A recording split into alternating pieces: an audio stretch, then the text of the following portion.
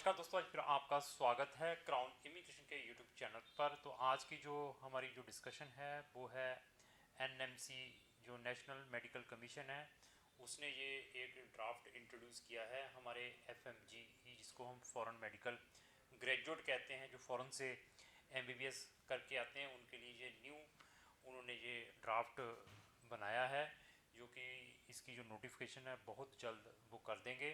और ये ड्राफ्ट है उन्होंने अपनी वेबसाइट के ऊपर भी डाल दिया है। तो जितने भी हमारे बच्चे फॉरेन कंट्री से एमबीबीएस करने के लिए जा रहे हैं, जो जाना चाहते हैं, उनके लिए ये बहुत ही इम्पोर्टेंट वीडियो है।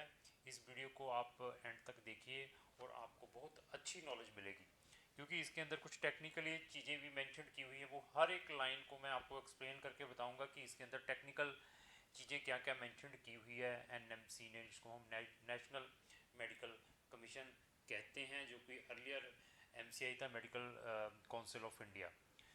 तो इसको इंट्रोड्यूस करने का क्या रीज़न रहा है, ये भी मैं आपके साथ शेयर करूंगा। इसको इंट्रोड्यूस करने का मेन रीज़न ये है कि हमारी जो प्रेजेंट गवर्नमेंट है वो ये चाहती है कि जितने भी हमारे फॉरेन रेमिटेंस जाता है, इंटरनेशनल स्टूडेंट्स की फॉरेन में फीसेस जाती हैं, उसको किस वे से रोका जाए। मोदी गवर्नमेंट इसके अगेंस्ट, मतलब स्टार्टिंग से ही है, जब से उनकी जो बीजेपी आई हुई है, वो ये चाह रही थी कि हमारा इंडिया का फॉरेन रेमिटेंस मैक्सिमम जो ट्यूशन फीसेस के थ्रू फॉरेन कंट्रीज़ में जा रहा है, चाहे वो कनाडा है, चाहे ऑस्ट्रेलिया, चाहे न्यूजीलैंड है, चाहे व्हाट्स एवर कंट्रीज़ हैं, उसको हम किस वे से रिड्यूस करें।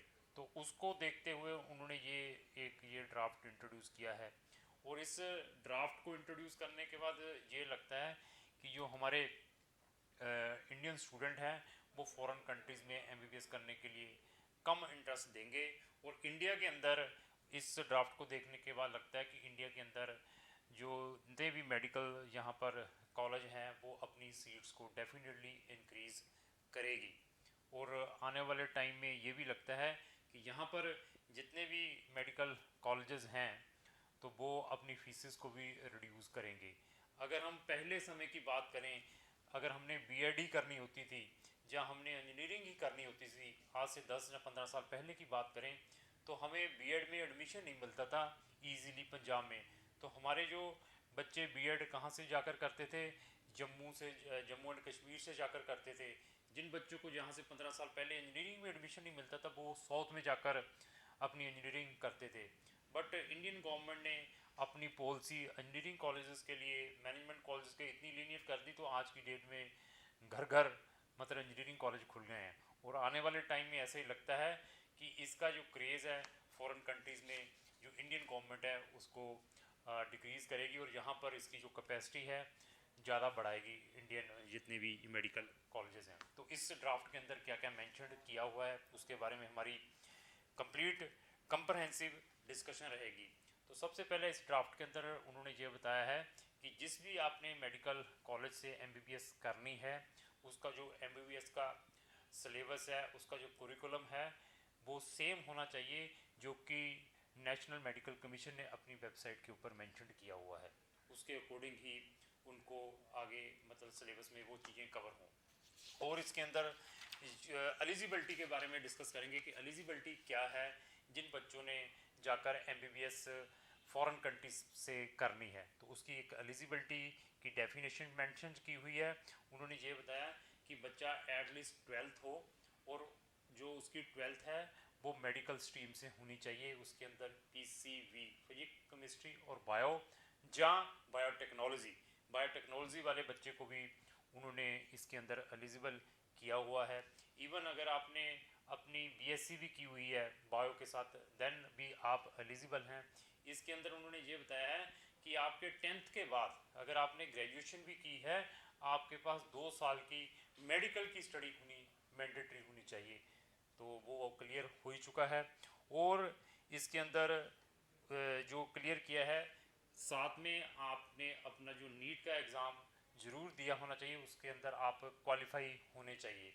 और साथ में आपके जो मिनिमम परसेंटेज है वो जैसे जनरल कैटेगरी वाला है 50% है, अगर जनरल कैटेगरी में हैंडीकैप्ड है या ओबीसी है, SC ST है, उनके लिए 45% है। ये एक उन्होंने एलिजिबिलिटी क्राइटेरिया क्राइटेरिया भी मेंशन किया हुआ है। इसके अंदर बहुत ही एक इंटरेस्टिंग चीज़ है, इस ड्राफ्ट के अंदर कोई एज प्रिस्क्राइब नहीं की हुई, मतलब एज नहीं प्रिस्क्राइब की हुई, किसी भी एज का बच्चा जाकर वहाँ पर अपनी एमबीबीएस कर सकता है फॉरेन कंट्रीज़ के अंदर। बट जब आप नीट का एग्ज़ाम या नीट का एप्लीकेशन फॉर्म भरते हैं तो उसके अंदर आपने ये जरूर चेक कर लेनी है कि कौन सी एज वाले बच्चे नीट एग्ज़ाम में बैठ सकते हैं, क्योंकि यहाँ पे नीट मैंडेटरी है। तो लेकिन ड्राफ्ट के अंदर कोई भी एज प्रिस्क्राइब नहीं की हुई। अगर आपने फॉरेन कंट्री से एमबीबीएस की हुई है तो आप इंडिया में आके प्रैक्टिस कर सकते हैं, जो चीज़ें इन्होंने बताई हुई हैं। तो आगे जो इनकी कंडीशंस क्या हैं, एमबीबीएस के बाद जब आपने इंडिया में आके अपना लाइसेंस लेना है, वो लाइसेंस कैसे लेना है? एक तो आपको अपना एग्ज़ाम, जिसको हम फॉरेन मेडिकल ग्रेजुएट एग्ज़ाम कहते हैं, आने वाले टाइम में उसको नेक्स्ट एग्ज़ाम कहेंगे, नेक्स्ट नेशनल एग्जिट टेस्ट, इधर इनको क्लियर करना पड़ेगा। वो क्लियर करने के लिए उन्होंने 2 साल का टाइम दिया है। 2 साल के अंदर आपको वो टेस्ट क्लियर करना पड़ेगा। अगर वो टेस्ट आप नेक्स्ट एग्ज़ाम या FMGE जो एग्ज़ाम कहते हैं, दोनों में से आजकल FMG चलता है, आने वाले दिनों में ये नेक्स्ट एग्ज़ाम कहेंगे, अगर आप वो 2 साल में क्लियर नहीं करते तो आप इंडिया में प्रैक्टिस नहीं कर पाएंगे। This is also a drawback. और साथ में क्या कहा है कि आपने आपकी जितनी भी स्टडी है, अगर आपने 12th भी इंडिया से नहीं की है, तो अगर आपकी 12th भी फॉरेन कंट्री से है, एमबीबीएस भी फॉरेन कंट्री से है, तो आपकी 12th भी और आपकी एमबीबीएस भी, जो 12th के अंदर जो कोर्स सब्जेक्ट है वो भी इंग्लिश में होने चाहिए, और English as a course subject भी होना चाहिए, पीसीबी फिजिक्स केमिस्ट्री बायो के अलावा, तो वो भी आपके पास कोर्स सब्जेक्ट होना चाहिए इंग्लिश। तो आपकी 12th भी और आपकी इंटायर एमबीबीएस सारी की सारी इंग्लिश मीडियम के अंदर होनी चाहिए। इसका भी आपने ख्याल रखना है जब आपने किसी भी फॉरेन कंट्रीज़ में जाकर एमबीबीएस करनी है, क्योंकि कुछ बच्चे गलती से एमबीबीएस अगर उनकी लोकल लैंग्वेज में कर लेते हैं, आने के बाद वो बच्चे यहाँ पर प्रैक्टिस नहीं कर पाएंगे। और इसके अंदर एलिजिबिलिटी क्राइटेरिया के बारे में मेंशन किया है, ड्यूरेशन के बारे में भी उन्होंने स्पेसिफिकली मेंशन किया है कि आपकी एमबीबीएस का जो ड्यूरेशन है आफ्टर 12th मिनिमम 4.5 साल का होना चाहिए, जिसको हम 54 मंथ कहते हैं, 54 मंथ जिसको हम 4.5 साल का ड्यूरेशन मिनिमम होना चाहिए, प्लस आपकी जो 1 साल की इंटर्नशिप, इतना ड्यूरेशन मिनिमम होना चाहिए। इससे ज़्यादा है तो कोई प्रॉब्लम नहीं है, अगर इससे कम है तो फिर प्रॉब्लम है, तो भी आप एलिजिबल नहीं होंगे इंडिया में आकर प्रैक्टिस करने के लिए। ये भी आपने ख्याल रखना है। इसके अलावा उन्होंने एक और भी इसके अंदर क्लोज मेंशन की है, अगर आप ग्रेजुएट स्टूडेंट हैं, अगर आपने बीएससी बायो से की है या बायोटेक्नोलॉजी से की है, उसके बाद अगर आप एमबीबीएस करते हैं, तो अगर आपकी एमबीबीएस का जो ड्यूरेशन है 4 साल का भी है, 4.5 साल की बजाय 4 साल का भी है, जिसको हम 48 मंथ कहते हैं, तब भी एक्सेप्टेबल है। बट उसके अंदर कंडीशन यही है कि आपके पास बैचलर डिग्री बायो से या बायोटेक्नोलॉजी से होनी चाहिए। और इसके अंदर उन्होंने स्पेसिफिकली ये भी मेंशन किया हुआ है कि आपने जो अपनी क्लिनिकल जो आपकी जो इंटर्नशिप है 1 साल की, वो जो 1 साल की इंटर्नशिप के अंदर, इसके अंदर उसने 15 से 20 सब्जेक्ट्स मेंशन किए हुए हैं। वो सब्जेक्ट जरूर आपके कुरिकुलम के अंदर होने चाहिए। वो सब्जेक्ट्स कौन कौन से हैं उसका लिंक मैंने अपने डिस्क्रिप्शन बॉक्स में लगा दिया है, उसमें आप जाकर चेक कर सकते हैं। इसके अंदर एक बहुत ही इम्पोर्टेंट क्लोज है, इसको भी आपने अपने माइंड में रखना है। उन्होंने ये साथ में ये भी मेंशन कर दिया है एनएमसी ने, नेशनल मेडिकल कमीशन ने, कि जिस यूनिवर्सिटी से आप एमबीबीएस कर रहे हैं तो आपने अपनी कंप्लीट एमबीबीएस उसी यूनिवर्सिटी से करनी है। अगर आप उस यूनिवर्सिटी से कंप्लीट एमबीबीएस नहीं करते, कहीं ट्रांसफ़र अनदर कॉलेज या यूनिवर्सिटी या कंट्री में ले लेते हो, तब भी आपकी एलिजिबिलिटी नहीं है। अभी ये ट्रांसफ़र वाले स्टूडेंट्स के लिए भी वार्निंग है कि अगर आपने एमबीबीएस अगर जाकर फॉरेन कंट्रीज़ में करनी है, करने के बाद आपने अपनी सारी की सारी एमबीबीएस उसी कॉलेज के अंदर से करनी है। और साथ में एक और क्लोज मेंशन की हुई है, उसके बाद जो आपने अपनी इंटर्नशिप करनी है, आपकी इंटर्नशिप भी उसी कंट्री के अंदर उसी कॉलेज के थ्रू होनी चाहिए। कुछ आगे क्या करते थे, कुछ बच्चे अपनी इंटर्नशिप आकर इंडिया में करते थे, अगर वो बच्चे अभी आने वाले टाइम में इंडिया में करेंगे, वो भी बच्चे एलिजिबल नहीं होंगे। तो अभी उन्होंने क्लियर कर दिया है, आपने अपनी इंटायर एमबीबीएस प्लस अपनी इंटर्नशिप उसी रिस्पेक्टिव कंट्री और उसी रिस्पेक्टिव कॉलेज के अंदर से करनी है। इसके अलावा आपको 2 साल का टाइम भी बता दिया कि 2 साल के अंदर आपने अपना एग्ज़ाम क्लियर करना है। और साथ में इसके अंदर it is very very important जो क्लोज उन्होंने मेंशन की है कि जिस कंट्री में आप MBBS कर रहे हैं, आपका वहाँ पे रजिस्ट्रेशन होना भी मैंडेटरी है। जैसे आपने अगर MBBS रशिया से कर ली या यूक्रेन से कर ली या रोमानिया से कर ली, तो आपकी एलिजिबिलिटी होनी चाहिए कि आप उस कंट्री के अंदर भी एज ए डॉक्टर प्रैक्टिस कर पाएँ।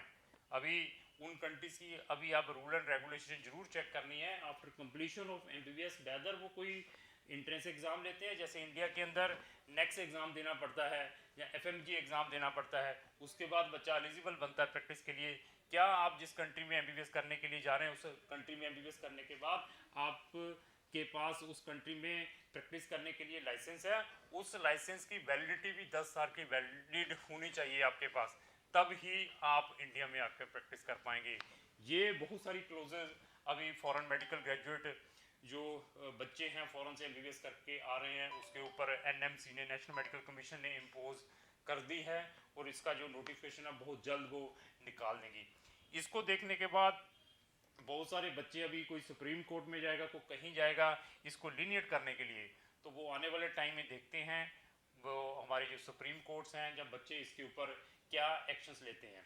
तो MBBS से रिलेटेड अगर आपकी कोई भी क्वेरी है, तो अगर आप MBBS से इस टाइप की इंफॉर्मेटिव वीडियोस भी देखना चाहते हैं कि अभी इंडिया के अंदर क्या चल रहा है, फॉरेन कंट्रीज में क्या चल रहा है, और आने वाले टाइम में मैं MBBS के आप उस रिस्पेक्टिव कंट्री में कैसे लाइसेंस ले सकते हैं, वहाँ पे प्रैक्टिस कैसे कर सकते हैं, उसके बारे में मैं इंफॉर्मेशन प्रोवाइड करूँगा।